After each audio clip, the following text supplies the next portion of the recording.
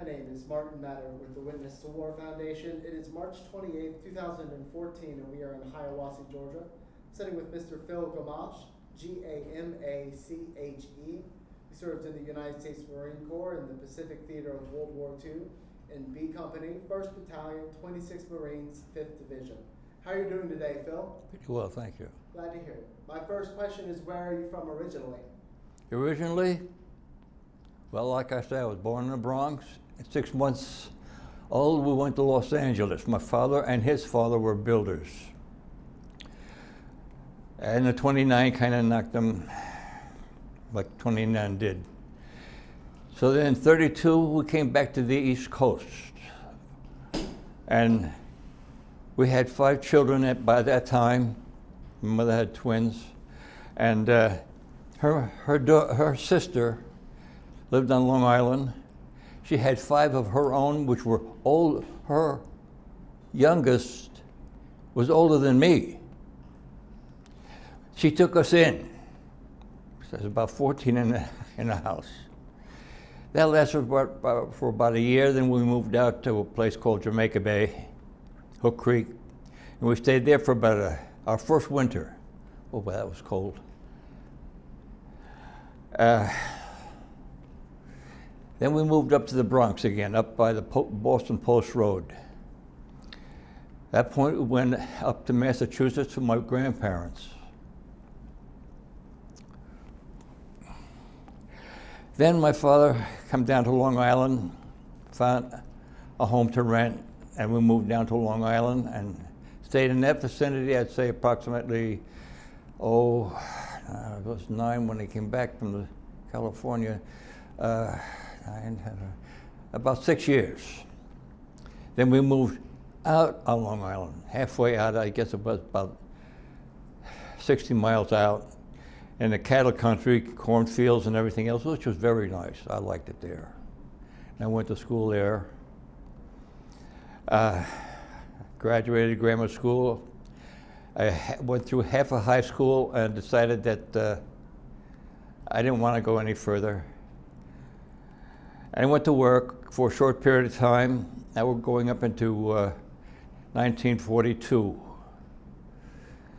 I decided to go into, I was 19 then, and that's when I decided to go into the Marine Corps. Just on the spur of the moment. The draft was calling up men and everything else, and I said, I don't want to go into the draft, I want to go where it's warm. And the Marines are mostly in the Pacific, so I said, I'm going to go in the Pacific.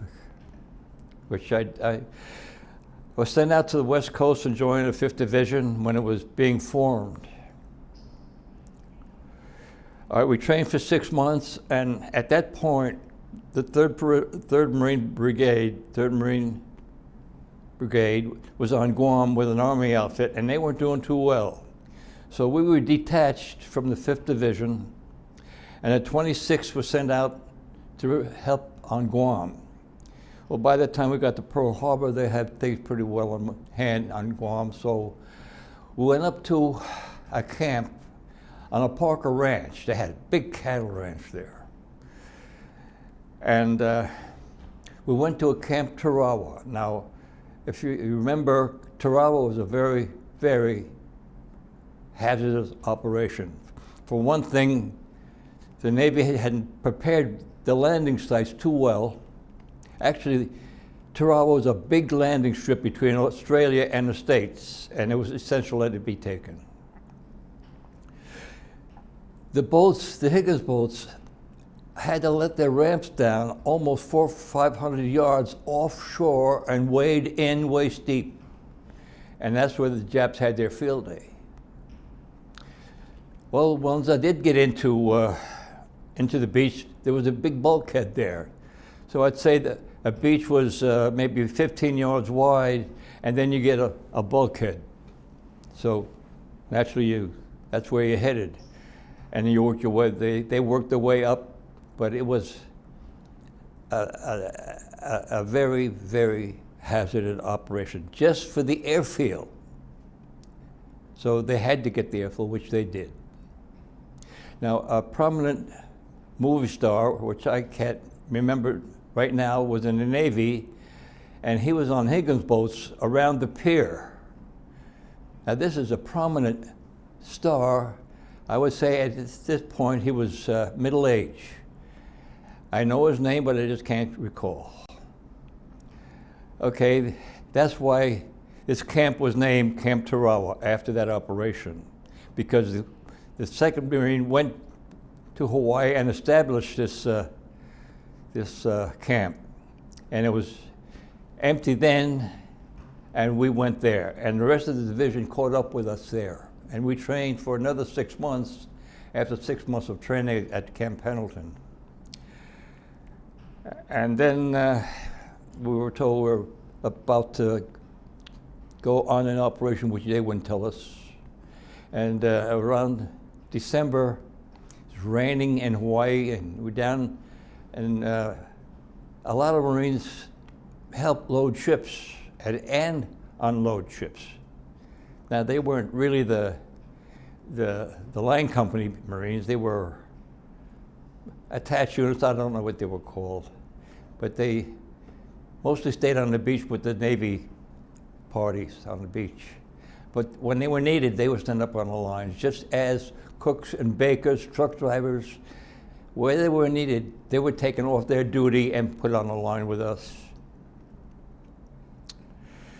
Well, when we did hit the beach, it was like what everybody knows, this black sand. And it was, I would say it was maybe 100 yards from the beach up to the end of the black sand, which was, there's no footing, but we were, this good friend of mine, you establish relationships. This good friend of mine, we helped pour a mortar cart with the base plate and tubes and everything else up through this sand. When we get up there, the mortar sections took over. Now this is headquarters mortars, not company mortars, because we had the 60 millimeter mortars. The headquarters had the 81 millimeter mortars. So we were, our outfit, the 26th, was assigned to bisect the island.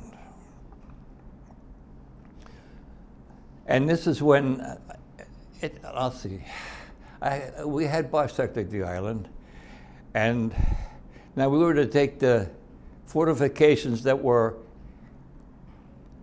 aimed at that beach if we would have come ashore at that beach. In other words, it would have been an alternate beach. So we had to take the fortifications that would have opposed us there.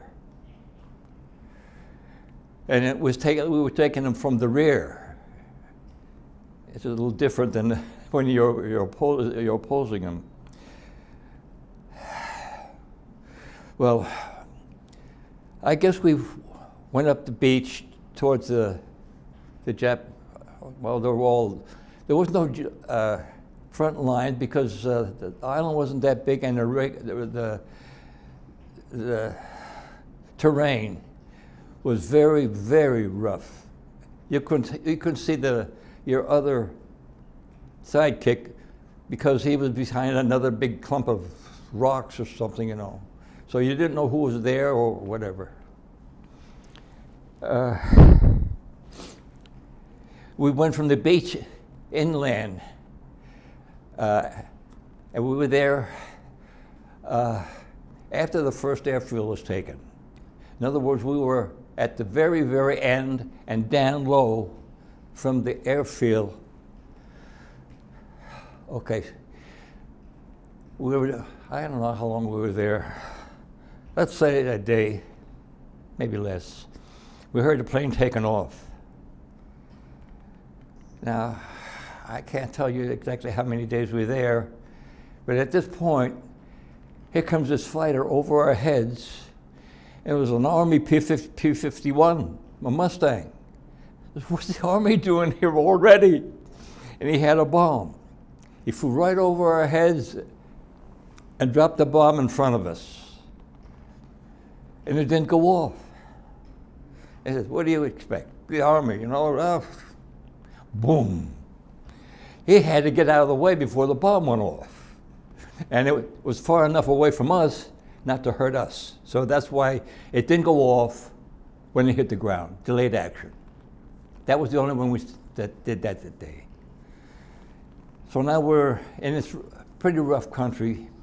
By the beaches, it was relatively flat, but when you got closer to the middle of the island, it was very, very rough. It was like these gulches out west, you know, where water would run when it was really raining and dry but they were like 10 feet high and maybe 10 feet wide.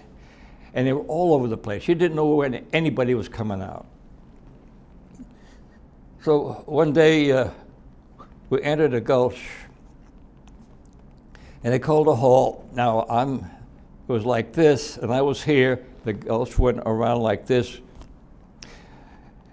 I couldn't see him and I couldn't see him and I was here.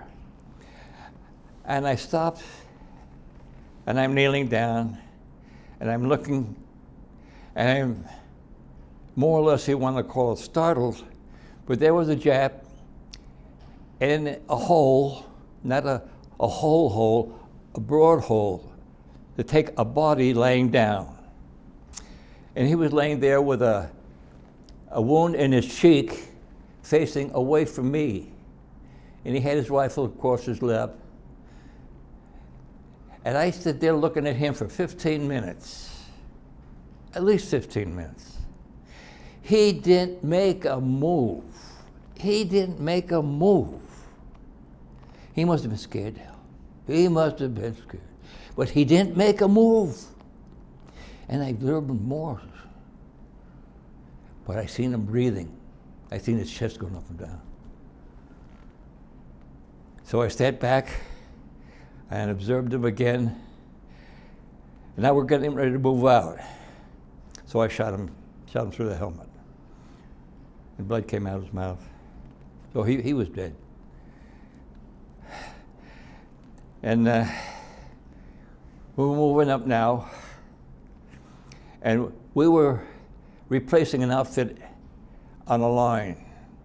We had to infiltrate to their foxholes so we wouldn't get hit because it was a touchy kind of a situation. So we were, right in front of the foxhole was a dead Marine.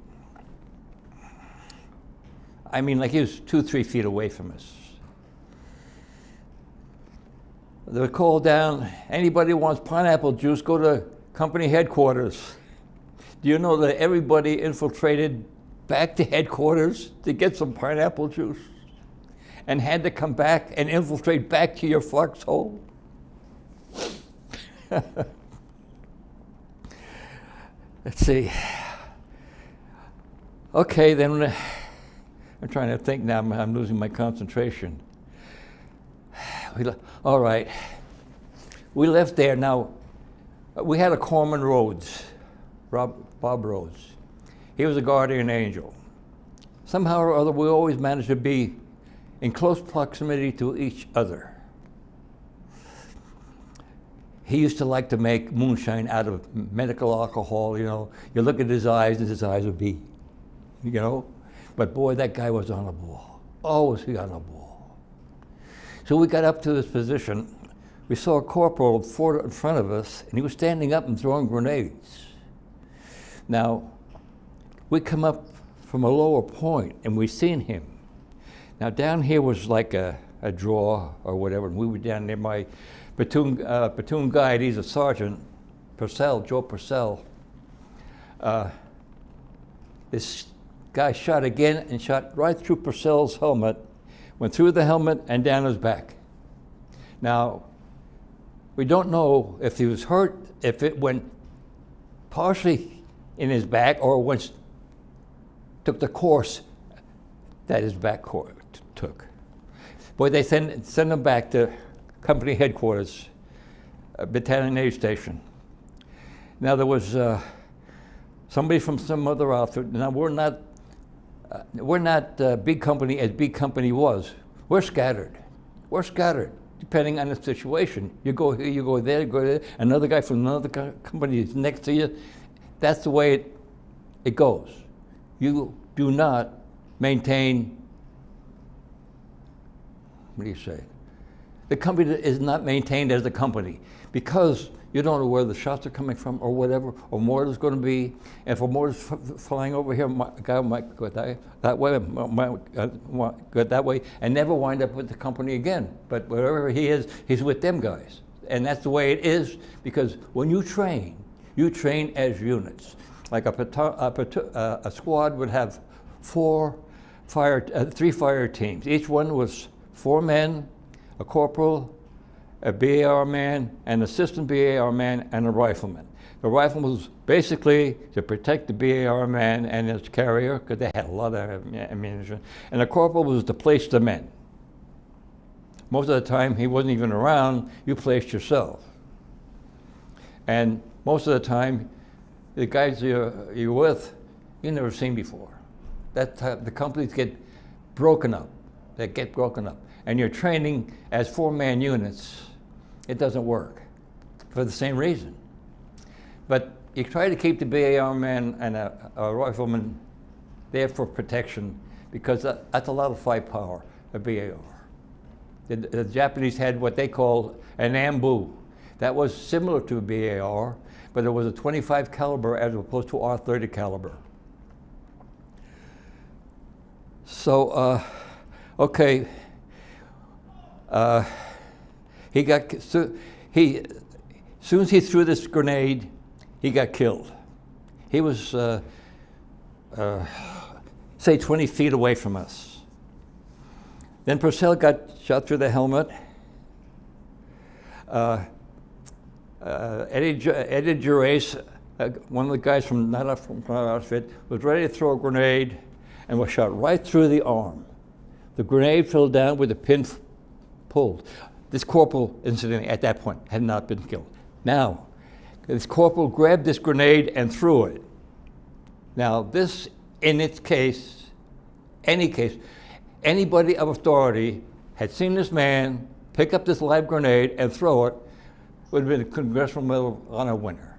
Nobody of any rate, sergeant or above or whatever, seen it, and he was dead, no award. And he would have gotten an award picking up a live grenade and throwing it. And that's when he got killed. Then I was kneeling with another guy from another company, front to front, like this, and I was getting grenades from him. And the shot came again and shot him right through the throat. And his head was going like this, and he was dead. And I got blood all over me. Well, now all that was left was Rhodes, the corpsman, which was in back of this guy that was shot through the neck, and he pulled him back because he was treating the guy with the shot that was shot through the arm. So I told Rhodes, we better get the hell out of here. We're next. So we backed down and went a draw and wound up with a couple of, not a couple, I would say, maybe a squad or even 2 squads or whatever, platoons. Who they were, I don't know. But we were going along in this draw that was maybe 3 foot high, 4 foot high, and we were crouching. And up ahead, we could see where they're going out of the draw. So we all went out that way, and up, Rhodes was in front of me. And now, at this particular time, and maybe before, the Japs were shooting corpsmen. Okay, the corpsmen had their cross, whatever, but now the corpsmen were carrying rifles. They basically had a pistol on their hip, a .45. That was their prime weapon. So he's running in front of me. As he comes back like this, he got shot right through the arm. He held onto his rifle, but we were heading towards a big bowl, a big mound of dirt or rock or whatever. That was our point where we were going. We got back there, so I dressed his arm. He told me what to do, because 2 hands, you need 2 hands to dress. I had 2 hands. He told me what to do. He had his kit there and everything else. And I said, "Go, Rhodes, get back to the battalion aid station." He says, "Oh no," he says, "I'm staying." He's got his rifle in his arm, and this is his arm that's been hit, and he wouldn't leave.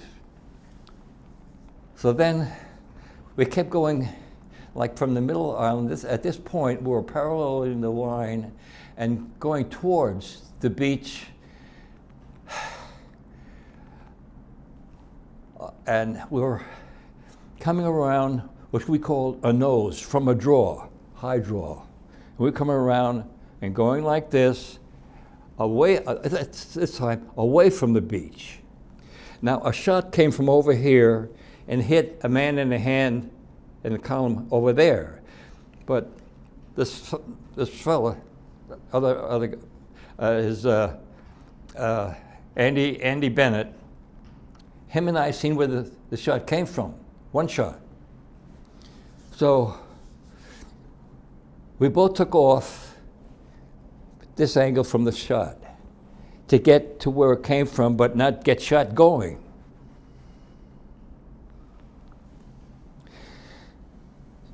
So almost as soon as we got there, one man ran out. It was an officer.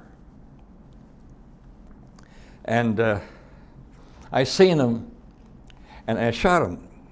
And he had a samurai sword.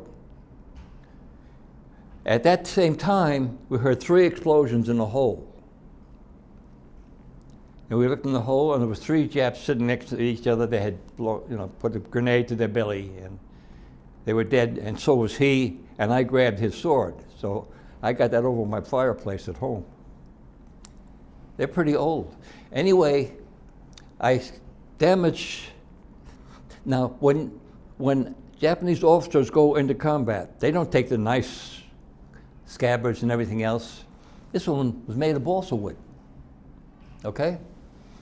And they'd take all the ribbons off their swords and everything else. But anyway, a piece of grenade had hit gone through the balsa wood, hit the grenade, hit the blade, made a mark as big as my fingernail, but did not bend, distort, ruin, or anything. And also, a bullet hole, you could see it nice and clean, went through the scabbard and tipped the blade and went right out. Nice round hole. A bullet had hit. So I lived with that thing day and night. I got a piece of wire somehow, and I put it on my shoulder, and we still had about a third of the island to take.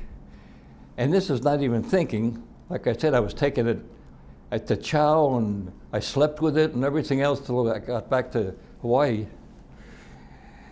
Anyway, I'm thinking one night, years later, I could say years later by saying right now, 2 years ago, I'm laying in bed and I'm testing my memory. And my memory is shot. My memory is shot.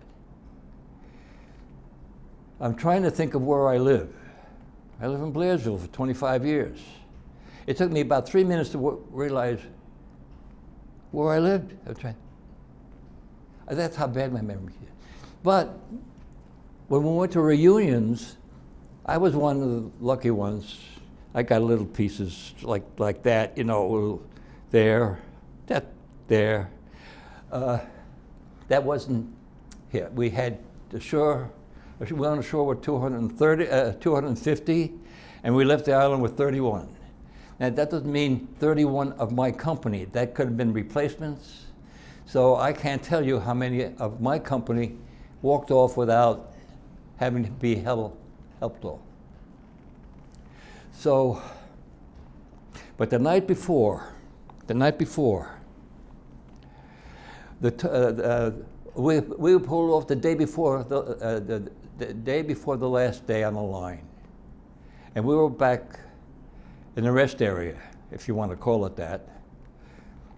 The Japs had these big rockets that made a whooping noise when they, as a psychological, scary thing, you could see them in the daytime, but not at night. Night, just when it kind of scared you. And it'd go up and they'd go whoop, just like that. We got to a point where when the Japs fired those weapons, they didn't get high enough to make the whoops, and they'd over landed. And that's how close we were to them. Well, anyway, we were going close to Katana Point, was a high point on the island except for the mountain.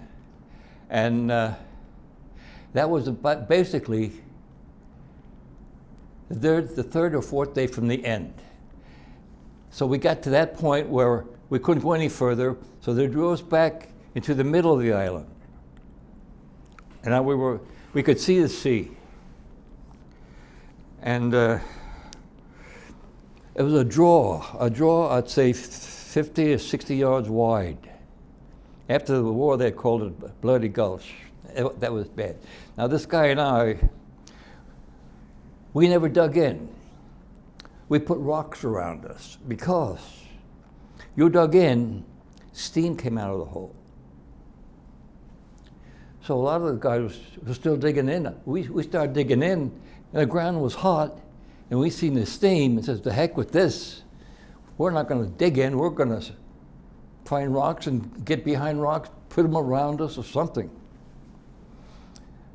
And these guys that dug in, they got beat. I mean, it would be maybe 2 or 3 equivalent foxholes away, and the foxhole guys who had been killed that night. And now, this particular night, picture 2 giant loaves of bread almost meeting together with a drawer in the middle. Now, we were lined up against this drawer in case Japs came through, and others were there in case Japs came through. Now, the drawer is as wide as this room. So, the guy who was there, with a foxhole, he said he'll take the first watch. I said, okay. So he lays down, he puts his rifle on, rocks there, and then all of a sudden, it was dark, and he's kicking the hell out of me. Now the Japs are coming through. So I know how high this hill is and approximately how far in it goes. So I start throwing grenades over the hill in case there's more there wanting to and changing their mind. But one's coming through, Abbott, this guy, his name was Abbott, he's seeing them and getting them. So after I threw the grenades I had, there weren't many more coming through. So a good thing I had a good supply of grenades, because I think that stopped them from coming through. Anyway, that's the night. The next morning after we found a guy that had dug in had made a mistake.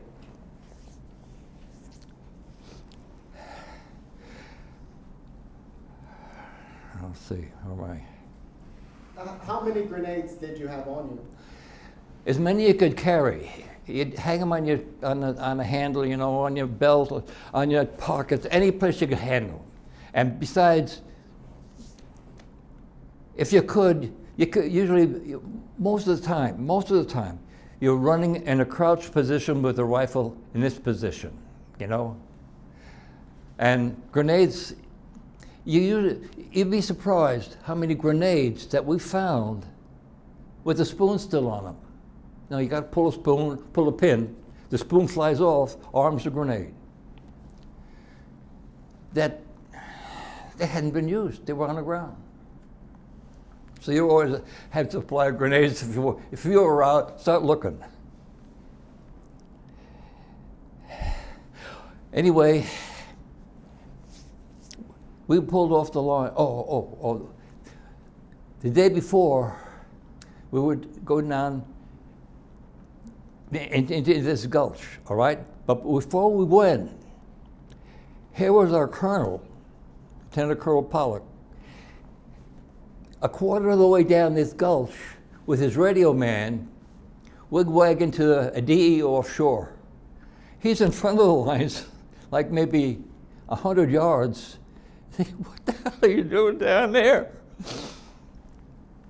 He came out of music into infantry, but boy, that guy was sharp. He was sharp. Anyway, we went down in there, and it was bad. When I was in the foxhole, well, he got killed. Bob Abbott got killed there.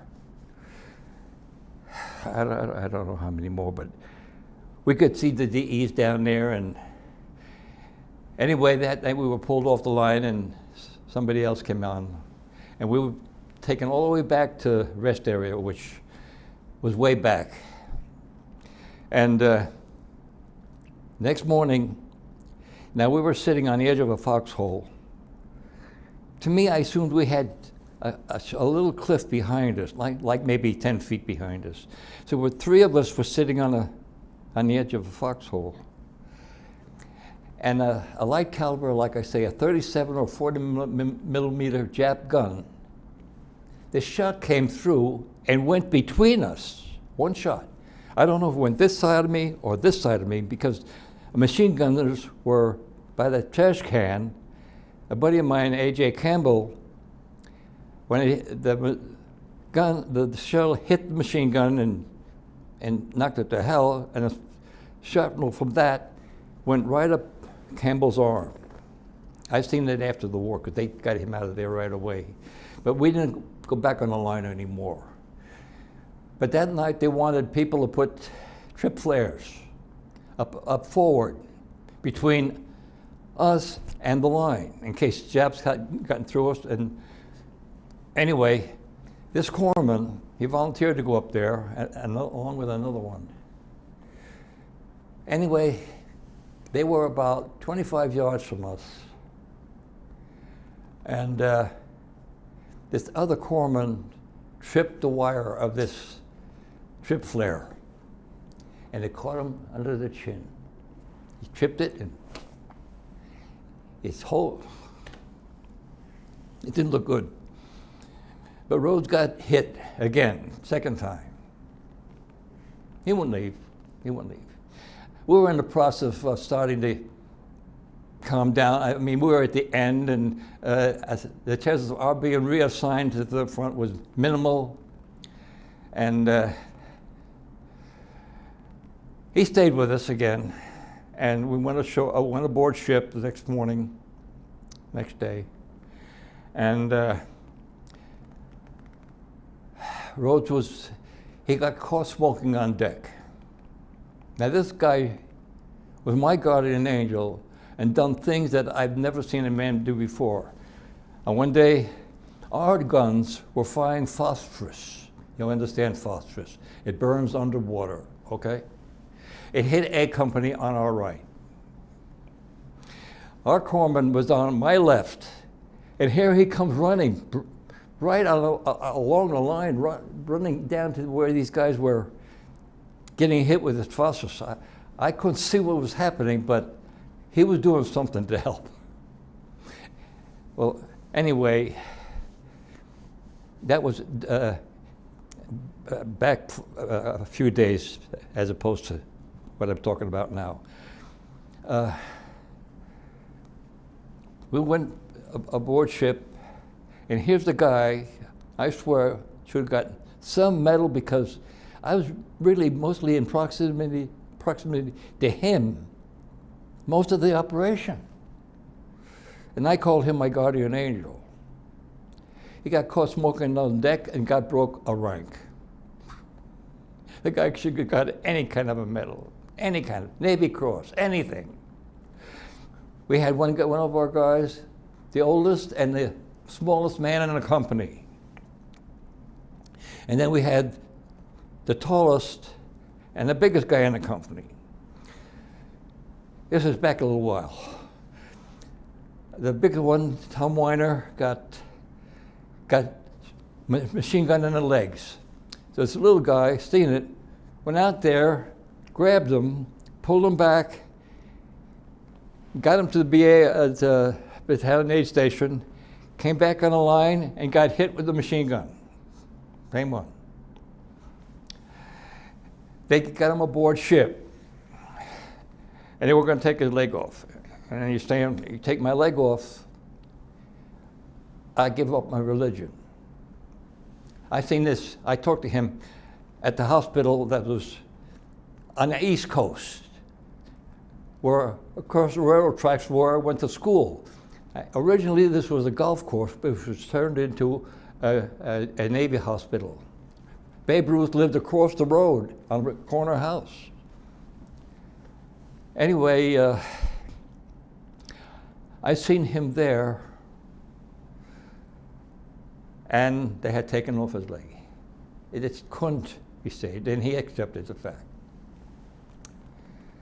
He got the Navy Cross for going out, grabbing that man, and pulling him back. That's under the Congressional Medal of Honor, the second highest honor.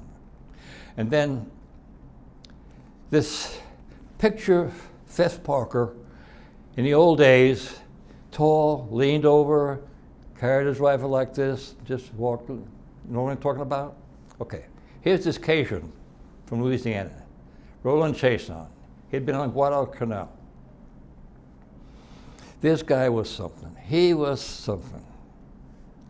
We were good friends, real good friends. He visited me on Long Island. I visited him in Louisiana. One day, they called for a bazooka man.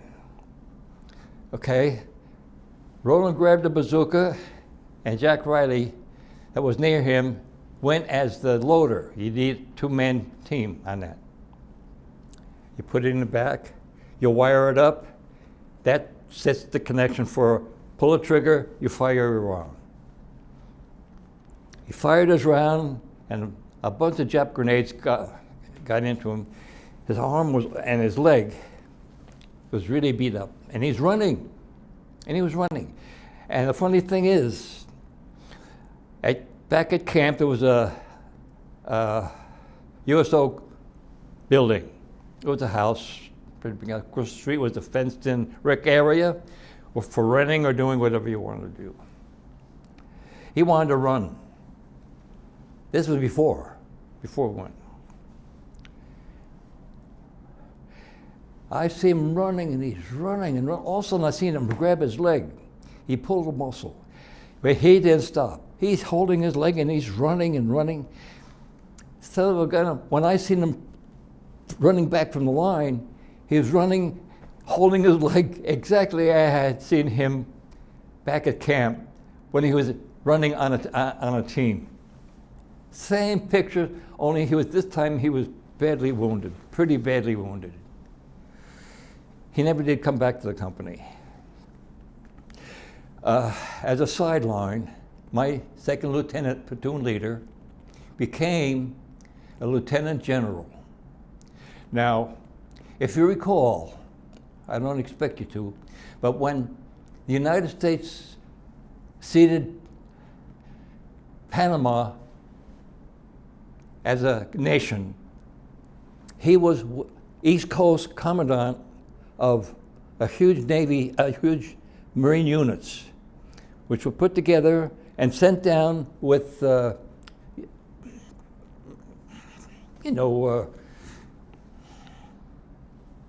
think of it. He's only about the fourth president down. He's from the peanut farmer. Carter? Huh? Carter? Carter, yeah, Carter. He went down, and they were down there on both ends of the Panama Canal to guard him. He was in charge of that. Then they came back. That's all on him. Till I seen him for the first time at a reunion. He was just retired as a lieutenant general. That was to me, that was fascinating. My second platoon leader called me by my first name and last name, or whatever he wanted to call me. And here he is. And he had a thing with him in athletics, shoulder rolls. Oh, shoulder rolls. You do this for a period of time. And he loved it. Okay, like I say, we went aboard ship the next day. And he got smoking, and got broke down. And we went, this was a commercial, not a Navy ship, assigned to the Navy, a cargo ship. And that first night, they had fixed it up, there was probably long before, and it had been used before as a troop transport and cargo. They had cargoes in the middle, trucks and everything else, and jeeps, and next same thing, and in between they had all the bunks for the guys. and there was a red light lit there. That's all the light that was down there. It was night, and I'm laying there, I'm looking, and I'm crouching down. I didn't realize, it didn't come to me, it just didn't come to me where I was. It was the first night aboard ship, and I had been 3 weeks on the island, 6 weeks on the island. That is the only time I ever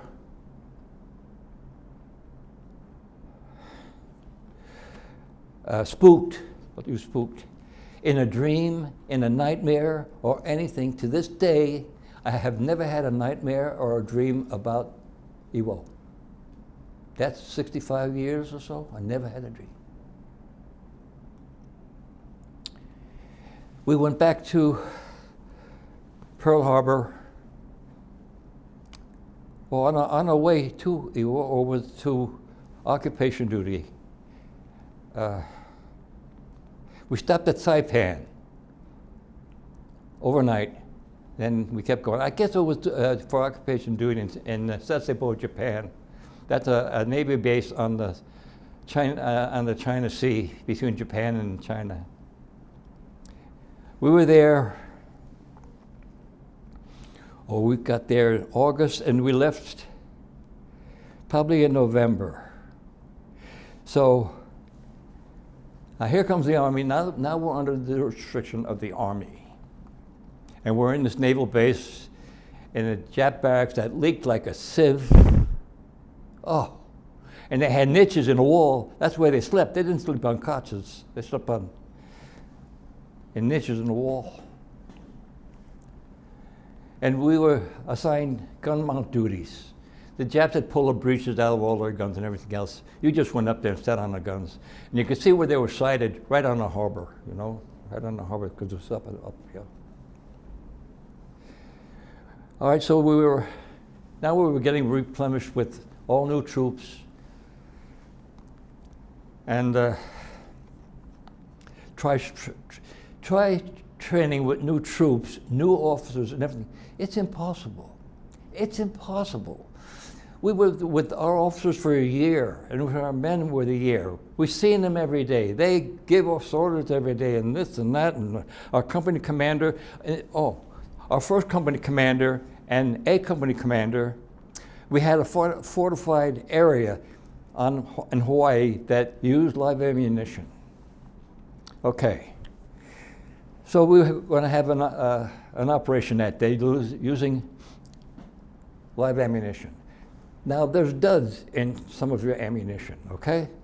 So our company commander and the A company commander went out there in a Jeep to map out a problem. And my company commander stepped on a dud and mangled his leg. So we got a new company commander. Now, do you ever hear of Ned Sparks? Could you tell me for the camera? Could you tell me for the camera? He's an actor. Ned Sparks was a comic like Eddie Cantor, only different, because they didn't physically look alike. He was funny. He was funny. We get this captain in. I said, I'll be damned. They send us Eddie Cantor. He looked a spitting image of him. Now, he was a rugged individual, let me tell you. He had gone before, when the war started, not for us, but for Canada, joined the Air Force, flew over Germany as fighter pilot, and when we got in it, he came back and got in the infantry and the line company. It was already an officer. He was a captain by the time he got to us, which he had to be. And I said, my God. So one time, quite a few times, but only one time, his wife was there. His wife was named Pat. So was our Lieutenant General. His wife was named Pat. I only seen him once after the war. But our captain, Ray Duncan, we had a reunion. Now we're more or less informal. You know, I told his wife, you know, Pat, when your husband came into the company, I swore he was Ned Sparks. I said, my God, they sent us Ned Sparks. In my day, he was what he was supposed to be in good. There's quite a few of those days, you remember that. Anyway, he was top of the line comedian. Then another time, another reunion, I don't know where it was, New Orleans or someplace. In San Diego. That's where I saw our general, my second platoon second lieutenant.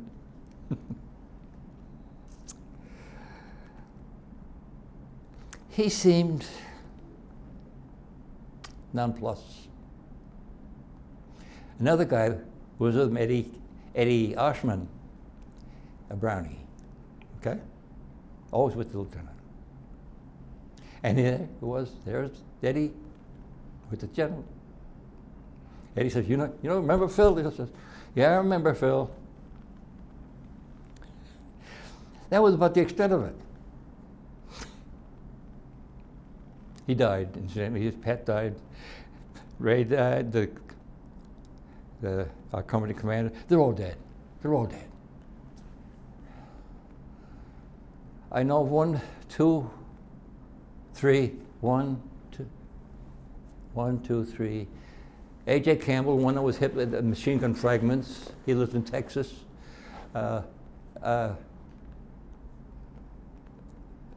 Bennett and Andy Bennett that was with me when we got the sword. Him and I went after that. He's up in Ohio, and another guy, Tracy Jeters, he's out in Oklahoma someplace. We call back and forth once in a while. Jeters and I. And now I've gone to Roland Jason's home in Louisiana. He was him and his father were shrimp catchers, I'll put it that way. They fished for shrimp. They made a good living. I haven't been to Tracy's place. I haven't been to Andy's place. This guy Riley that helped chased on with the bazooka that time, and the bazooka, he got hit with those grenades. He lived on Long Island, and I lived on Long Island. Roland died he got a big lump started on his head, then got a big lump on his. Then one day he called me, he says, you know, Phil, says, last 2 weeks I haven't felt well. He was dead in 2 weeks. Not much later, Jack Riley had prostate cancer and he was maintaining it, but not quite.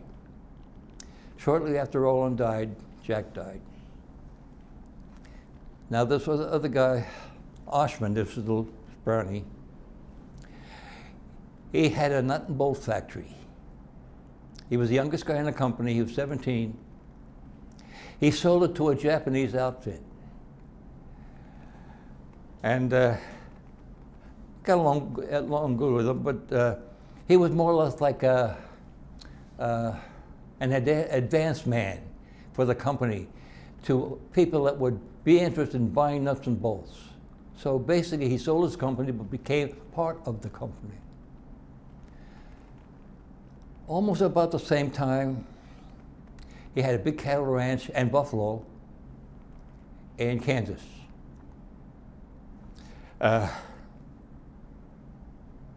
He fell down the stairs one time, and Frankie was his wife, they called her Frankie.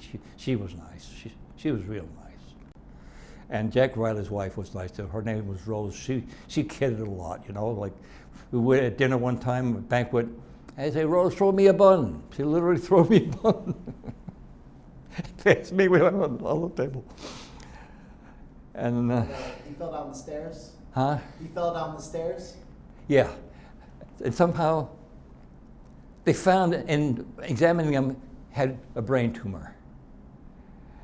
and he died. So those three, they close together. But in the interim period, like say from then till now, I know of 3 people that are alive in my company. I don't know of anybody else. A good friend of ours, his name is Walter Bennett, as opposed to Stan Bennett. I said, didn't you know there was another Bennett in the company? He says, no. We had 3 Rileys in the company. We had 2 Campbells in the company. Only 1 Gamache.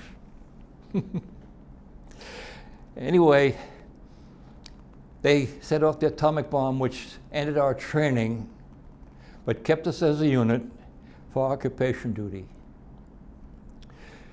So in August, we shipped out for Sasebo, Japan. I think this is the time we stopped at Saipan. And then we kept going. We were there from August to December.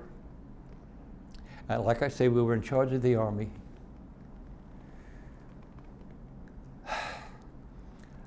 All of a sudden they decided they're going to break out all the gear that you would need for the winter. Okay? Everybody met in this hall, lined up in front of gear.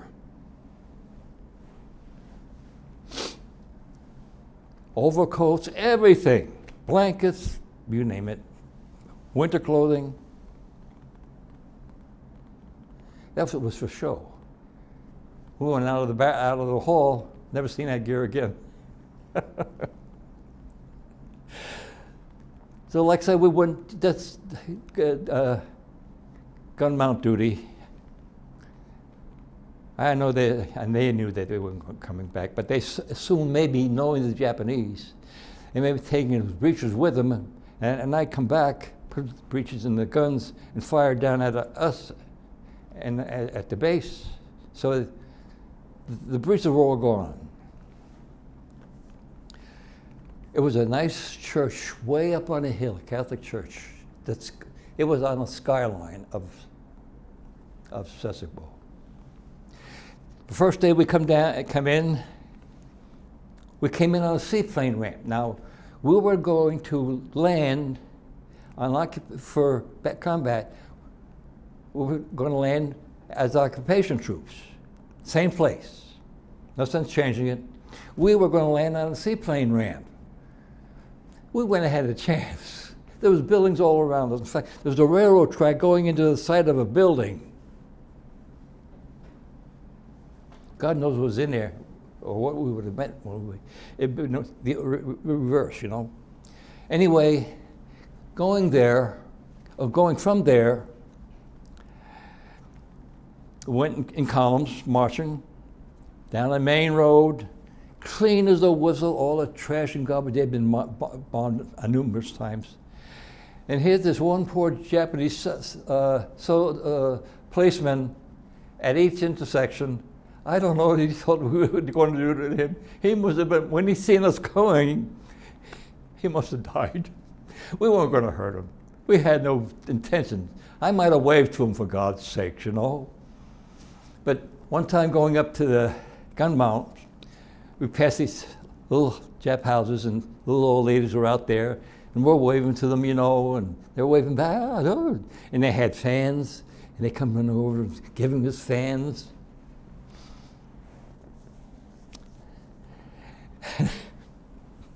This beats the heck out of me. We wouldn't want to use the Japanese latrines. We're down in a hole, okay?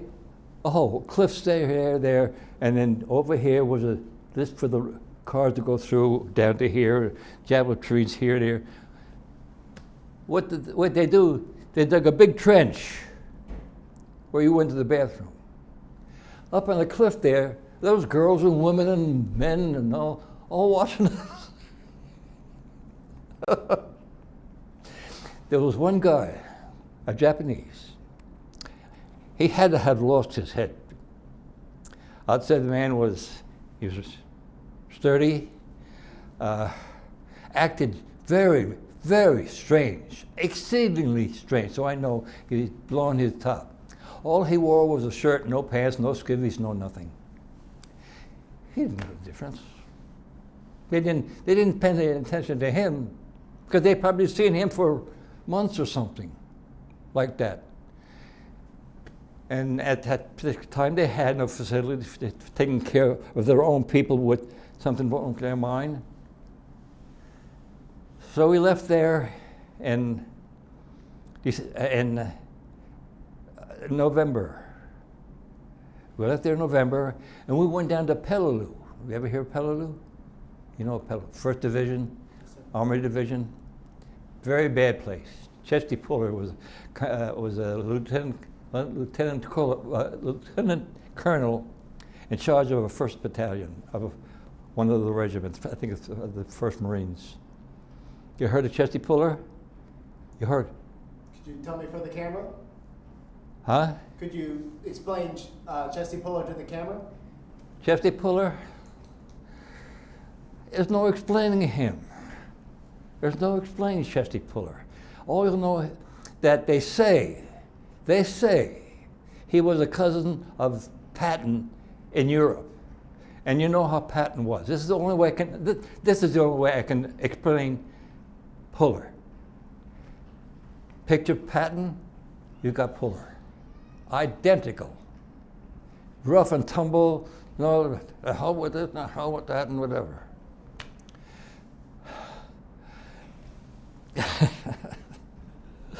But they had a bad time. That was a bad, bad operation. That was a bad operation. Well, they sent us down there. The Army left. The Army was there. They left. We came in. They had their own PX. Now, they built around Japanese radio stations. The walls were that thick.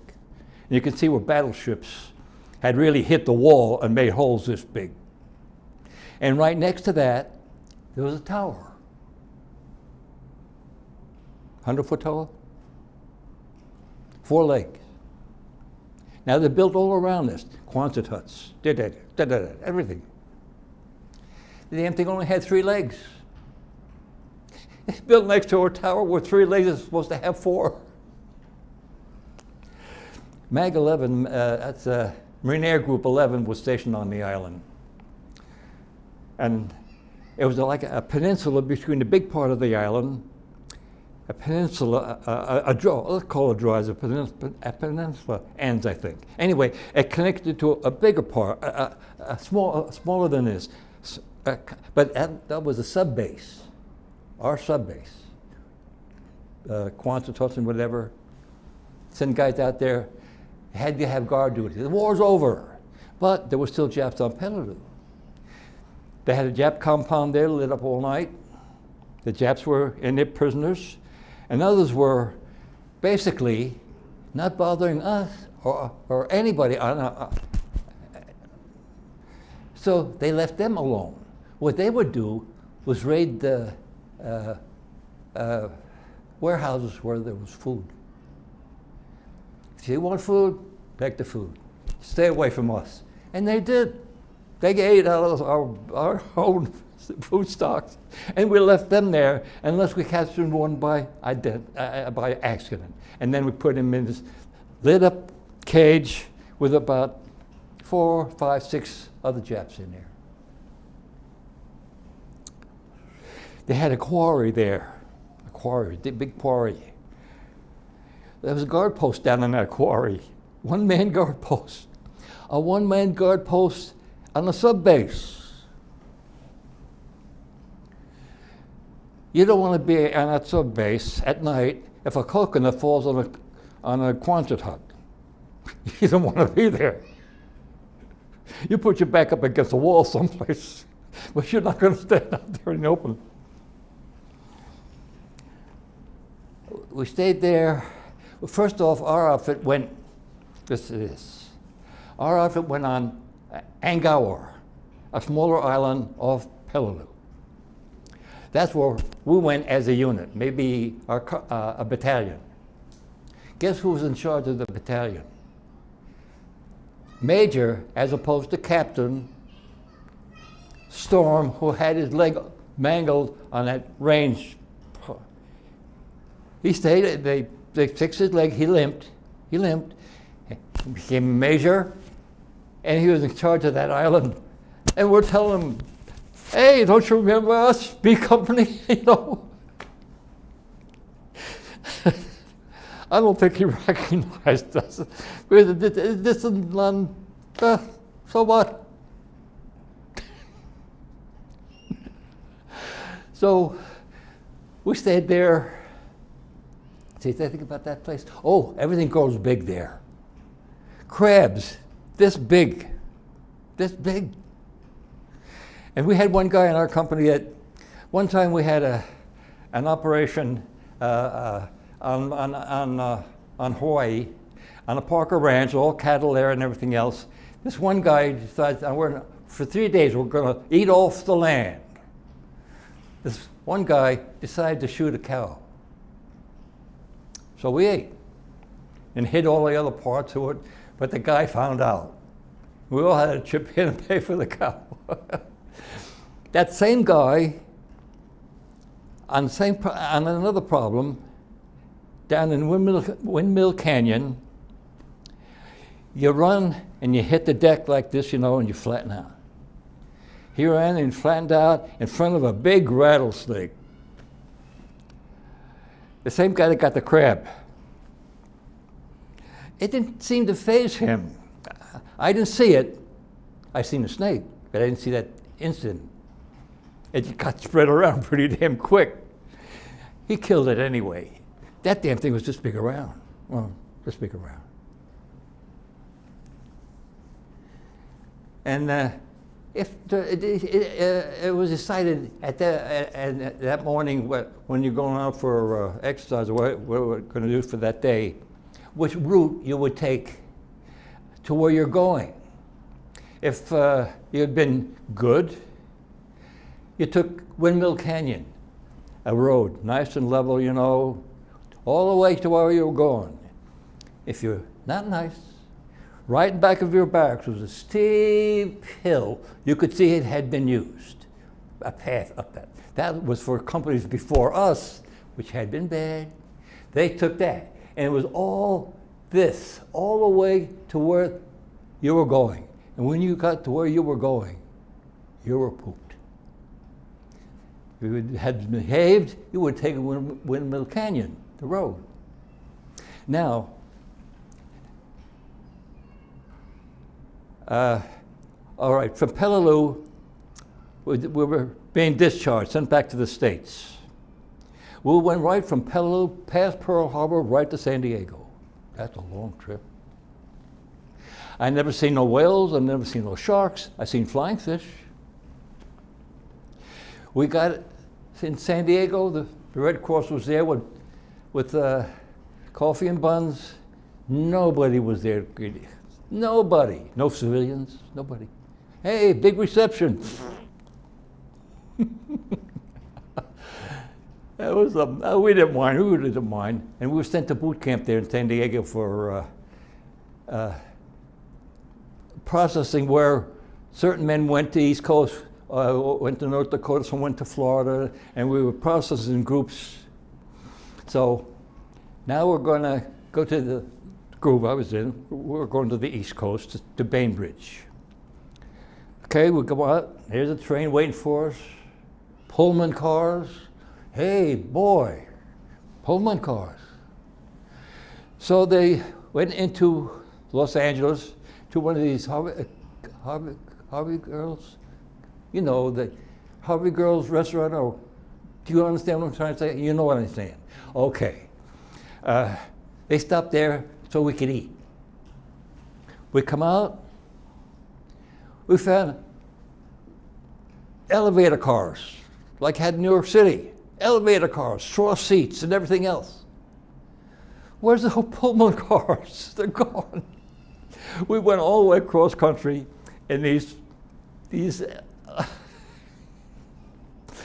So we said, well, we're going to have to make ourselves comfortable. We pulled all the seats apart, laid them down, stretched them out, anyway we would be comfortable for a 5-day trip.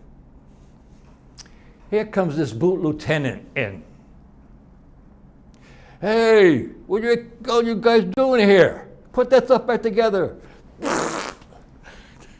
Go to hell. We're almost out. As soon as we get to Bainbridge, we're discharged.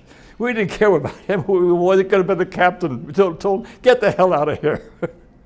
He turned around, he went out. We never had any more trouble, but it wasn't comfortable. And then I think we were, funny thing. This is a little add-on.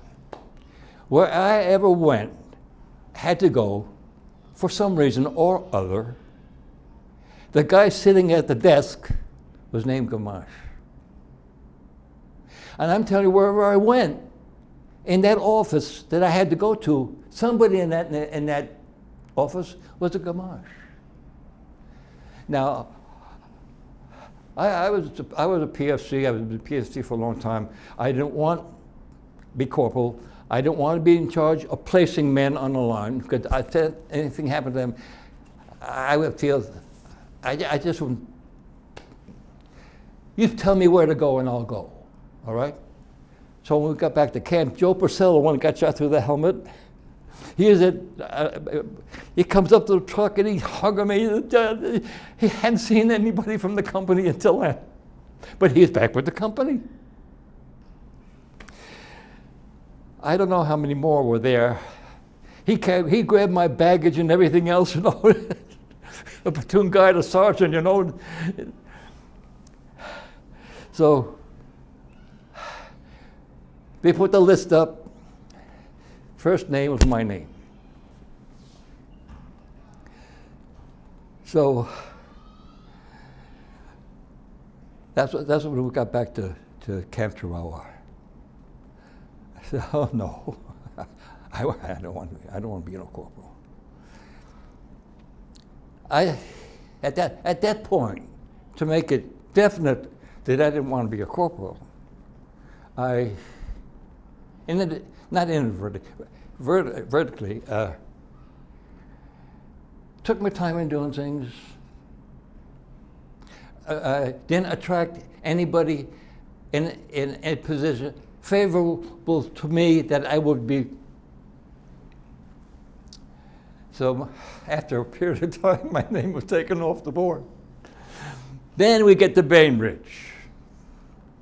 In the office, who's sitting in the office? Another Gamache.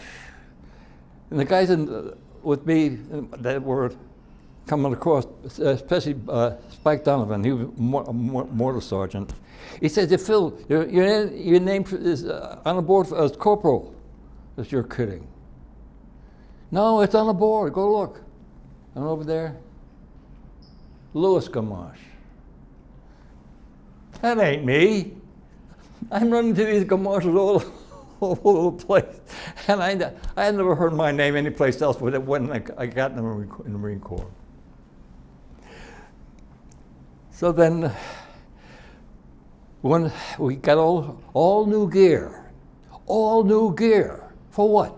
To ride home and take it off and put civilian clothes on? That was stupid. Overcoat, dress blues, khaki shirt. I don't think we got summer shorts. So we had gloves, nice gloves. So we were called into the offices there. We all put our gear down in the buses. We put our gloves under our gear, went in there. We were discharged from in there and given a little plastic card, perfect image of our discharge, perfect image. But in those days, they didn't make plastic very much because I put my wallet, and my wallet put no strain on it, but it kept breaking off on the edges. So I took it out and put it in my dresser drawer.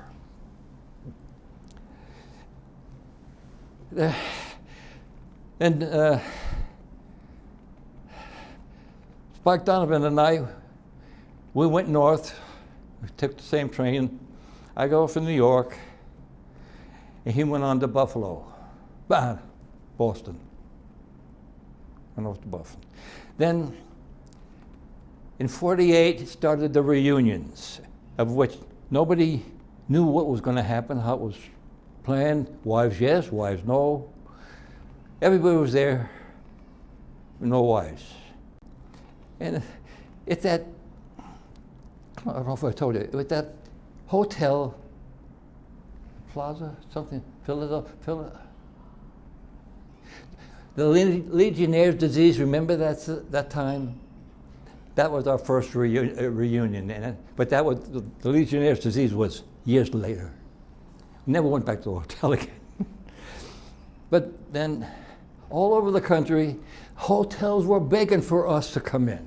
They'd get in charge of whoever's in charge of, hey, we'll do this and we'll do that, and this and that and this and that, and food on there was a room they called, what did they call it? It was a get-together room when you're not doing anything. Like a hospitality suite? A hospitality room, that's it. And they had all kinds of food, not dinner food, lunch-type food, you know. They had beer. But then we knew at that point that this is going to be something that we'll do every year, and so the wives will be coming every year. And so from that point on, I don't know how many, I made them all, basically all of them. I'd save all year for the reunion. From the day I went to the day I was going to go to the next one, I started saving. Things weren't that easy in those days. Well, I'd just like to ask you one more question. Is there any piece of advice or life lesson that you learned from your time fighting in the war that you'd like to pass on to future generations? All I could tell them was to not listen to how you should act or how you should, what formation should be formed to act in a specific way. Because once that team of 4, which I described to you, went in combat and got in a mortar barrage, you may never see that guy again. He may be on the other side of the island because you went this way, he went that way. Now you don't go looking for each other, okay? So now you're with them. You may find another guy later on. Hey, another guy from B comes, hey, you're still alive. And don't, because this little formation, which is adequate and plausible, but not, no, I should say not plausible, not plausible. Because 2 little things, which are really not little, could shatter you. It could kill one of you, another one went this way, your BR man went this way, your assistant barman's down there with most of your ammunition, and the rifleman said, hey, where did they go? And I don't see the corporal around, and I see some guys over there, I'll go over there. You know? If it was made to work, each squad had 3 units. So 9 units in 3 squads, which made a platoon. Which you had your platoon sergeant, you had your second lieutenant, you had your platoon guide, which was the sergeant that got shot through the head, and each squad was a sergeant, and each unit was a corporal head. And when I seen what the corporal had to do, and a lot of time on his feet, surprising his men and not finding them again never, I got back and said, I don't want to be responsible for that. You just tell me where to go and I'll go. That's it. And then, let me tell you, most of the time, you'll have to act on your own. You'll have to act on your own because there's nobody there to tell you where to go. You see what's happening and you adapt yourself to what's happening.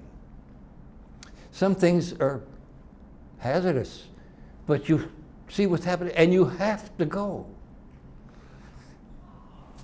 You could be running across the field of fire, but so had everybody else. So you don't stop and turn around. You just go and hope that you get to the other side. So you get separated. And if you get separated at the beginning, now you're not working as units anymore. 4-man teams, forget it. Almost immediately, one man is missing from a team. And by the time you're at the end, there's no man in that team anymore. You're with other companies. At one time, all right, let me put it this way. Like I tell you, when you form an outfit, you're forming a division, companies, whatever. You develop friendships. And here's this one guy, Neil Strawberry. This guy, you could tell him anything. Okay. Double his shift on the watch, on the guard duty. Okay. He was just the most lovable guy and a handsome guy too. Very. I won't say he was. Oh, I can't explain how he looked. He was just a nice guy, and he was the one that helped me pull the wagon up on the sand. We got halfway across, and we got in a mortar barrage. So we've seen this revetment. You know what a revetment is? Concrete, hole. Now we're front line and a hole. Here comes these mortars. Now we don't know. See, we're right below that. Are they throwing them down at us, which they could have, or our mortars come from the other end by direction? There. Anyway, we ran into the revetment, and there was a hole. We're not going in a hole because we're the front line. So we stayed by the hole.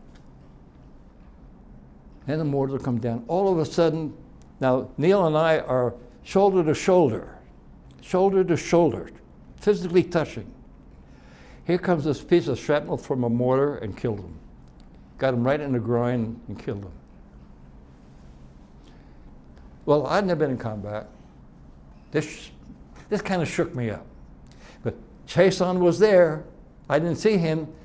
He heard that mortar go off, and here it comes with another. And he seen Neil there. He picked him up, disappeared. A little while later, Chason comes back. He says, Neil died. I was shook up. I mean, I didn't go out of my head. I absorbed it inside. I didn't know the show, but it was there. And then this is just the beginning. There's more to come. So you have to calm down. And you did everything that you were supposed to do and whatever. Well, we're about out of time, but I'd like to thank you so much for taking the time to speak to me today. It's been an absolute honor and a pleasure to get to hear your stories, but most importantly, I'd like to thank you very much for your service. Quite welcome.